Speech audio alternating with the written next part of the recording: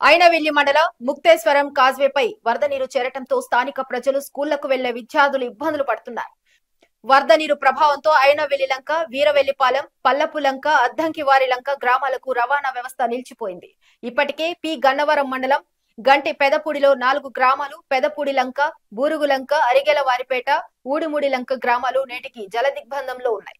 మరోపక్క చాకలిపాలెం వద్ద కోనసీమ, పశ్చిమ గోదావరి జిల్లాలను కలిపే కనకాయిలంక కాజ్వే పైకి వరద నీరు చేరటంతో రాకపోకలు నిలిచిపోయాయి.